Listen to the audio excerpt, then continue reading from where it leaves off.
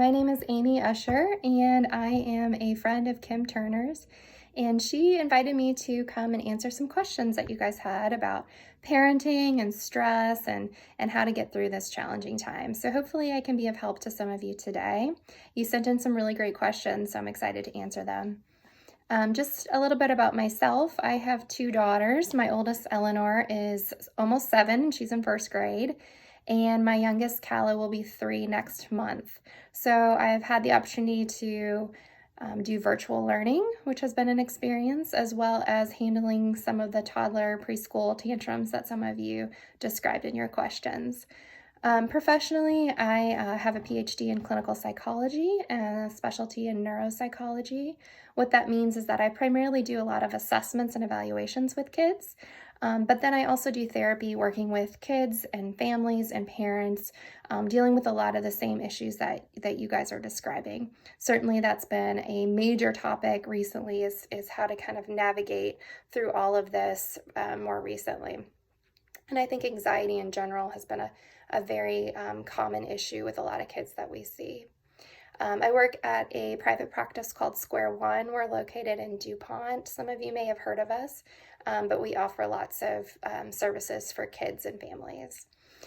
So Kim sent over some of these questions that you guys sent, and I have them on my computer here, and I'm just going to kind of go through them one by one. Some of them were pretty similar, so I tried to group them so that we could kind of tackle 2 at once. But I'll just read your questions and then let you know some of my thoughts. Okay, so the first one says, how do you answer big, hard, scary questions? I think honesty is really the best policy in this case.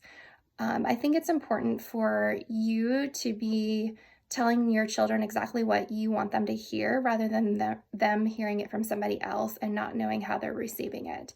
You can answer their questions, you can monitor how much information they're getting, and you are in control of that information. I think it's also important, though, not just to be honest, but to be really concise in your answers. I don't think it's necessary to go into a lot of detail about some of these hard questions that they might be having. We don't want to, exacerbate any anxiety.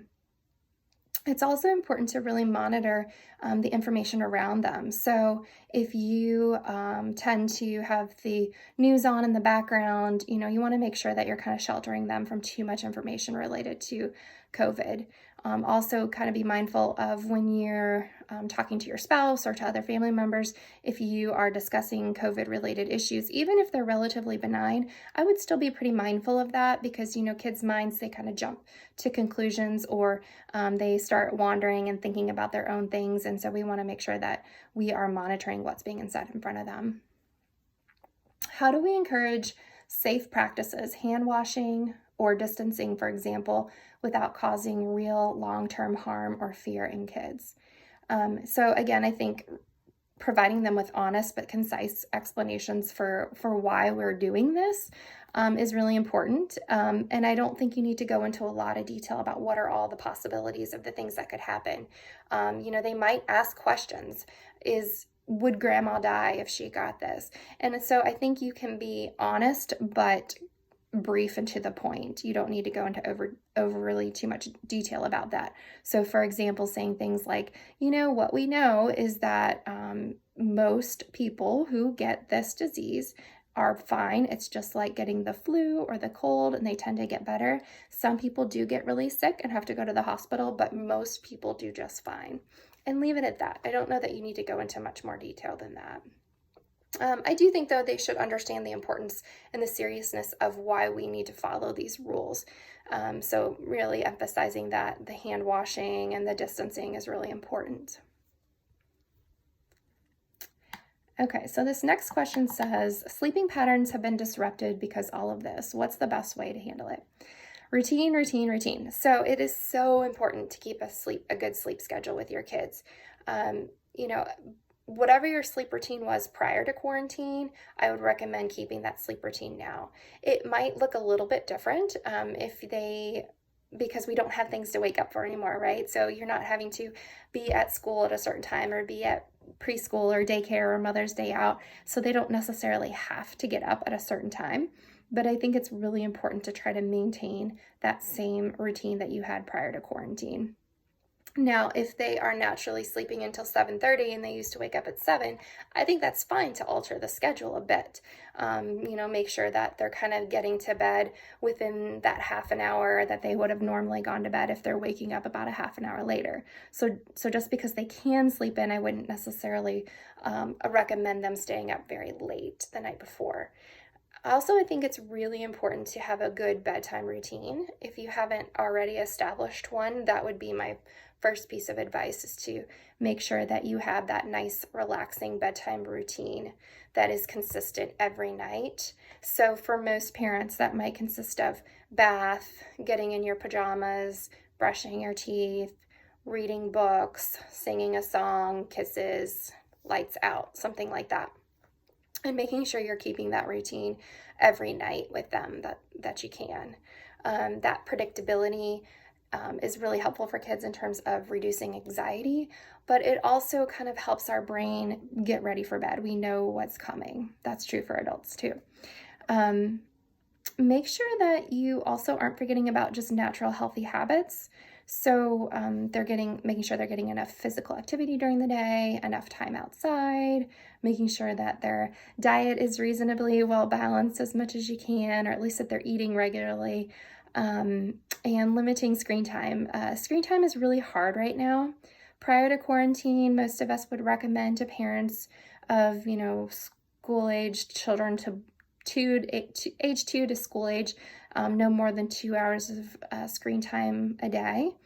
I think in quarantine, that's a little unrealistic, especially if they are doing virtual learning. Almost everything is on Zoom, or they're watching videos, or they are having to FaceTime or whatnot. And also just maintaining social interactions. Most of that is being done through virtual means. And so it's nearly impossible to kind of keep to those limited screen times. So it's okay. Don't beat yourself up over not allowing your child to have more screen time than you normally would. I think that's natural during this time. What's probably more important is making sure that screen time stops a little bit before bed. The blue light that's emitted from a lot of screens kind of tricks our brain into not producing melatonin, and so we don't get that natural ability to fall asleep, and so that can really interfere with kids' ability to fall asleep. So I would say if you can limit a screen about an hour before bedtime would be good. So that's a great time to do some kind of family activity, and then by the time you do all your bedtime routines, that'll probably be about bedtime.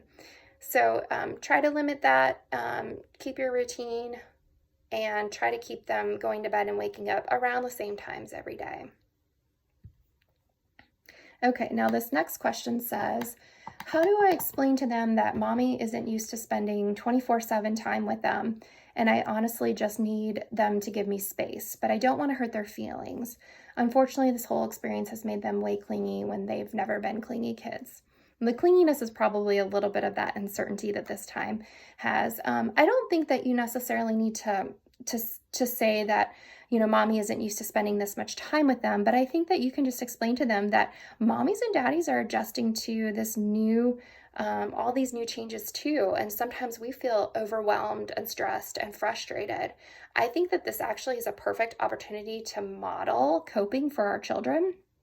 When I work with kids who are having any kind of emotional or behavioral dysregulation or anxiety, one of the first things I do, in addition to kind of helping them recognize how feelings are inside our bodies and when feelings get too big, it's helping them figure out how to cope with those feelings. Coping skills are essentially tools to help us regulate our emotions, to bring those big emotions down a bit. And so I think that being able to tell your kids, mommy's emotions are a little too big right now and I need that break, is a great way to demonstrate to them how to use a coping strategy. For kids, things like deep breathing, which, is not just take a few deep breaths, but it's really learning how to breathe in through your nose, out through your mouth. A great little imagery is smelling a flower, blowing out a candle. And so helping them kind of practice those deep breathing techniques.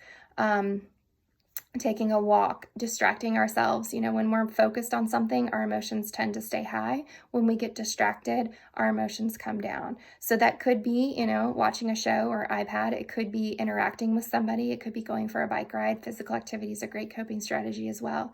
So I'm kind of segueing this conversation into coping strategies for kids, but that's because we all need those coping skills. So I think as parents, you're actually doing your child a disservice if you're not modeling the fact that sometimes you need to use your coping skills too. If we expect them to do that, then we should be doing that too. I also think it's important to remember that you can't pour from an empty cup. So if you yourself are feeling extremely drained emotionally, physically, or whatever, then you can't be the best mom that you want to be. So it's okay to take that break and not feel guilty about that. A great example is when you are on an airplane and they say, put on your oxygen mask and then help your children. There's a reason why you put yourself first, because sometimes you need to make sure that you yourself are doing okay before you can help somebody else.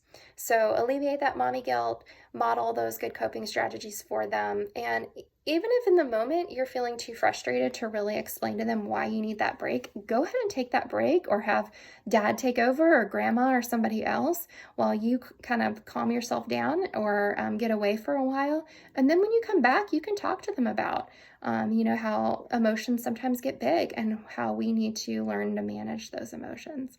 That would be a great conversation. That could lead into a great conversation with your kids about how they deal with their own emotions and what they would like to do for their coping. How do you deal with hurt feelings this is pretty similar, but how do you deal with hurt feelings that you don't spend any time with them when I have to be studying? I studied in the past, but they were at school or asleep, so they didn't see it as affecting their time with me. Now they are so hurt that I have to be left alone to get it done and not be with them all day.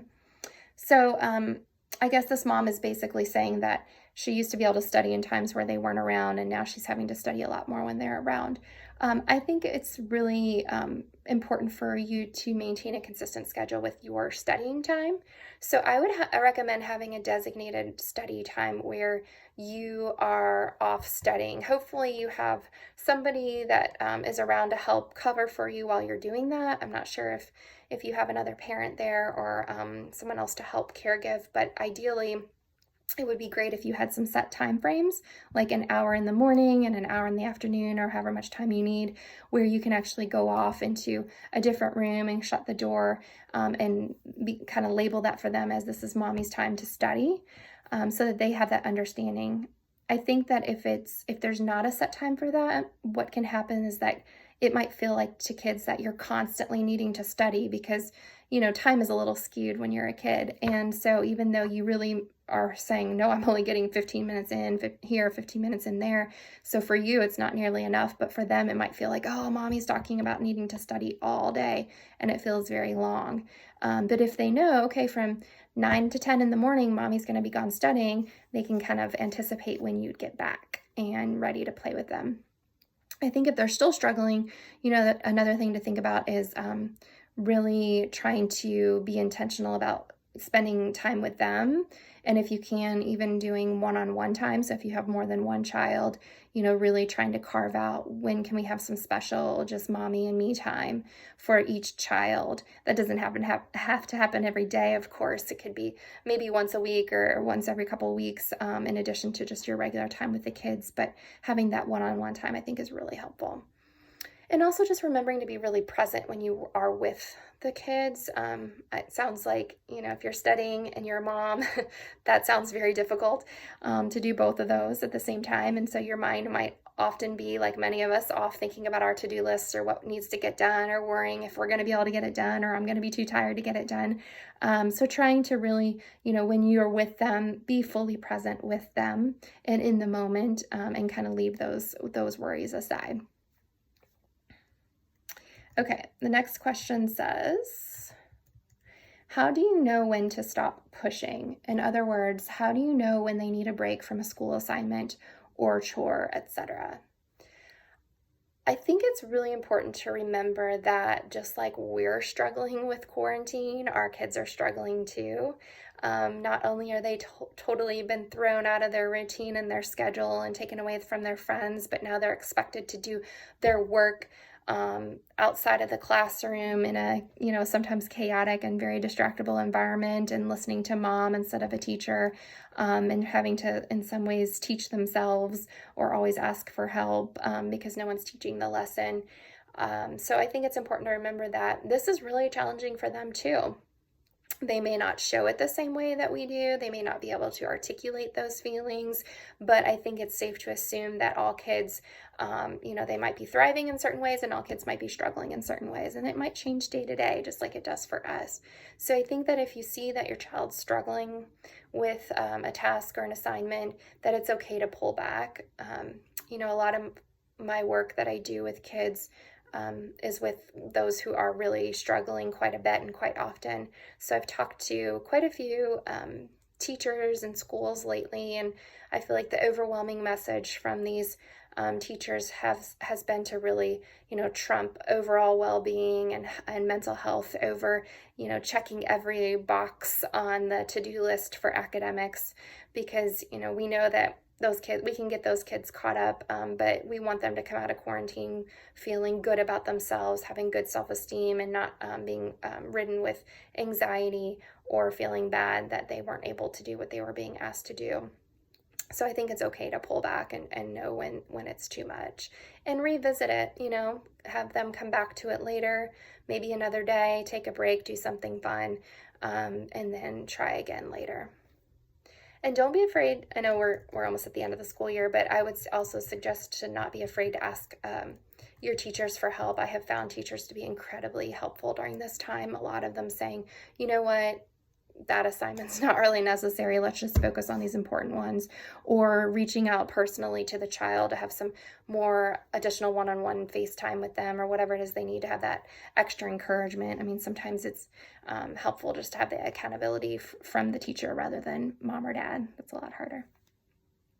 Okay, so these next two questions are kind of similar, so I'm going to read them together and then answer them sort of together. So the first one says, how do you handle toddler tantrums in a healthy way?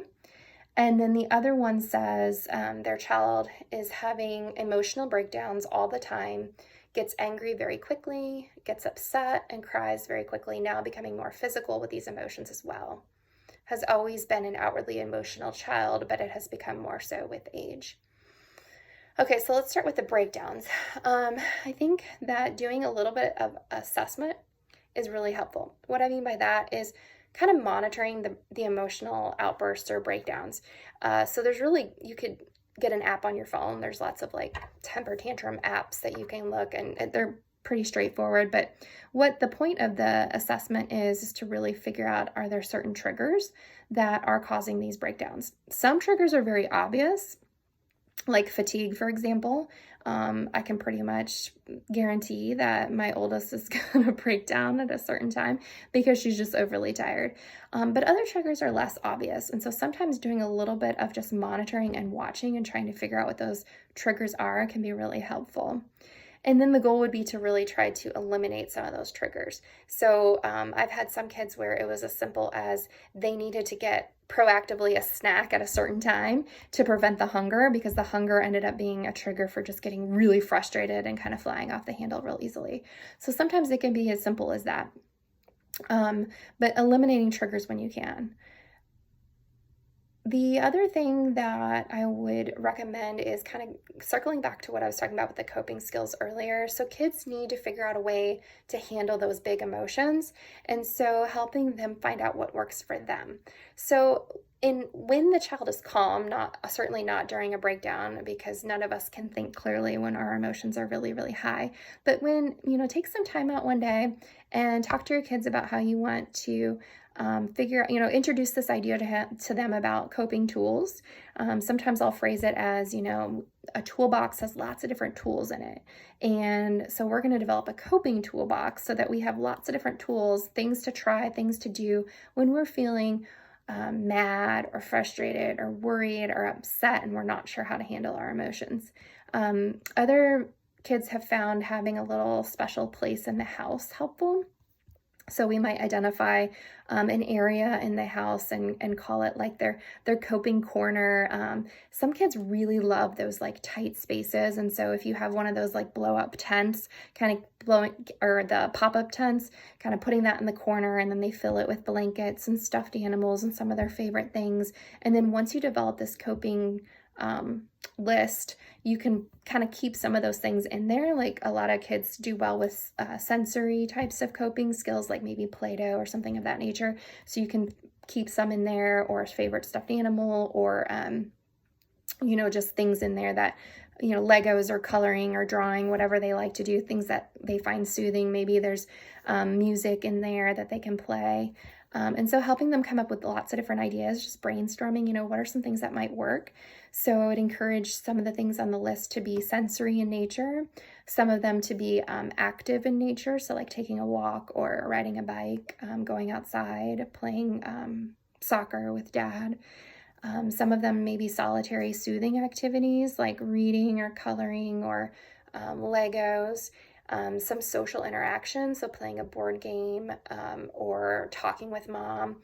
With the sensory, also like some kids really love like squeezes or tight hugs, or maybe a weighted blanket or a massage from mom or dad. You can have screen time on there because distraction does work. So, you can say watching a show and letting the kids know, these are just options and ideas. These are things that may or may not work, but these are what, we can go to. We have some ideas of things that might help calm our bodies down. What's really important with the coping skills is, you have those ideas set ahead of time when, they're nice and calm at a time where you guys are just talking about it. And then you want to use those coping skills when you see the behavior or the emotions escalating. So if your child's already at a 10, that coping skills aren't going to work so well at that time, because think about the last time you were in an argument maybe with your spouse and your emotions were super high. You probably couldn't think so clearly, but when you had a moment to kind of relax and calm down later on, you're like, okay, now I see their perspective, or I can kind of compromise or look at it a different way. So once the kid has reached a 10, you kind of just have to let them come down from that outburst or that breakdown. But if you can see when it's escalating and okay, they're playing with little brother, you can see they're continually getting more and more upset, that's when you want to remind the child, let's go check out our coping corner, or let's look at our list and see, what else could we do right now? I think you're feeling a little frustrated right now, and we need to help bring those emotions down. And then practice using them. And then they'll find things that they know work for them. Some kids will tell me like, don't tell me to take deep breaths, that makes me mad. Or some kids love it. So it just depends on the child. In terms of from a parenting perspective, I can't emphasize this enough, and it's always what I tell parents. If there's one takeaway from anything we talk about, it's this, and that is that you cannot praise your child enough. I think that sometimes it's just human nature to notice things that are going wrong or negative, because as parents, it's our job to correct that behavior, right? So we intervene when things aren't going the way they should. We have to correct it or implement a consequence or whatnot. And so I think there's probably even more opportunities for that in quarantine, simply because we're together a lot more. We're having to not only parent, but teach them. They're with their siblings a lot more, so there's probably a lot more fighting. So there's just lots of opportunities in this time to be correcting a lot for our kids. So it's even more important for us to really focus on the praise. And by praise, what I mean is really specific feedback about what they're doing. I always tell parents, catch them being good. I want you to find ways that they are doing things well. When things aren't going right, we tend to intervene. When things are going well, we tend to go, things are going well, I'll be quiet. We don't want to say anything. We don't want to mess it up. Things are smooth and peaceful. But that's when you need to really intervene and give that child some really specific praise. So examples of that could be things like, I really love how you sat so quietly at the dinner table, or thank you so much for putting your plate up without me asking. I loved the way you shared your superhero toys with your brother. You were so kind to him. So really giving them that specific praise, even if it's things that the child naturally tends to do well, or chores they always do. I mean, who doesn't like a pat on the back, right? So it's always helpful for them to be told that we appreciate what they're doing, we notice what they're doing, we're proud of them, and really telling them exactly why that is. And pick your battles. I think because there is so many opportunities for things to go wrong, it's really helpful to just kind of prioritize what things do you want to address versus what things you can let go. Again, to kind of shift that focus to the positive rather than the negative. To encourage compliance, something that's really helpful is using when then statements or if then statements. So for example, when you finish your math assignment, then you can watch the iPad. Or maybe for a younger kid, when you brush your teeth, then we get to go outside and play. So you always want to link something that they want to do, something that they're motivated to do, with the thing that you want them to do so that they can increase compliance. So it's a natural reward. So you don't want to give them the iPad before they do the math assignment, because then the motivation to do the math assignment is a lot lower. In general, I think that it's really helpful to provide kids with lots of structure. You've probably seen on social media and other things about, keeping your kid on a routine and a schedule and developing schedules. And the reason why you see that all the time is because it truly is important. There's a reason why at school they're so regimented. Kids do really well with structure in general. Anxiety feeds off of the unknown. So when kids don't know what to expect, or if there's any uncertainty, they tend to worry more. Anxiety tends to rear its ugly head. So if you can keep some kind of structure and routine in your household, I think that's really helpful. It doesn't have to be minute by minute, but just some general sense of what to expect. Also, consistency is key with telling kids what their expectations are and what the consequences are going to be. So this kind of goes back to the toddler tantrums that the question asked about. So you really want to be clear with what your expectations are, and consistent between parents too. So you want to make sure that you and your spouse are on the same page so that you're giving the same messages. If you're not on the same page, always present as a united front with the kids. So back your spouse up even if you don't agree with them. And then you guys can talk about it behind closed doors at a later time and decide whether or not there was a different way to approach it. But if kids see any wiggle room there, they're going to push back. It's natural for kids to want to push limits. That's just something kids do. And the more consistent you are, the less they'll end up pushing back, because they'll realize, no matter how much I push and push and push, mom and dad are not giving in on this. I always tell parents, like, anytime you're trying to implement a new change, it always gets worse before it gets better. The first few days are just awful, and you'll think this is not working at all. But if you stick with it, it usually kind of turns itself around, because the kids start to realize that mom and dad aren't playing, that what they said is what they mean. It's like a slot machine if you're gambling, right? So like if you win every 7th or 9th time, then you're going to keep pulling that slot machine hoping that you'll win. So that's what kids do too. If they get their way once, even if it took them, multiple tries, then they're going to try again. A really great resource that I like is this book. I know that's backwards, but 1, 2, 3 Magic. It is an oldie but goodie.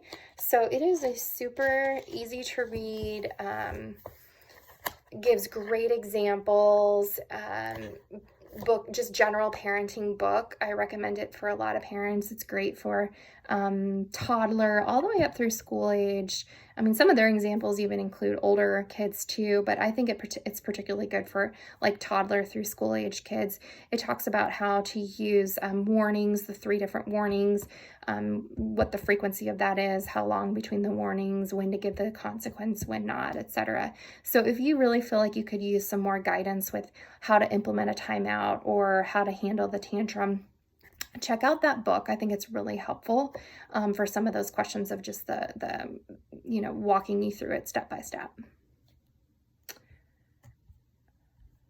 Okay, So these next couple of questions have to do with re-entering the normal.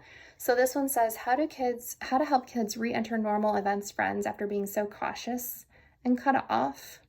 And then also how explaining to them that the world has not reopened to them, that it's reopened to the adults, but not to the kids. So I think as we go into our new normal, helping kids to understand that, the world is slowly reopening, but it's not the same as it was before.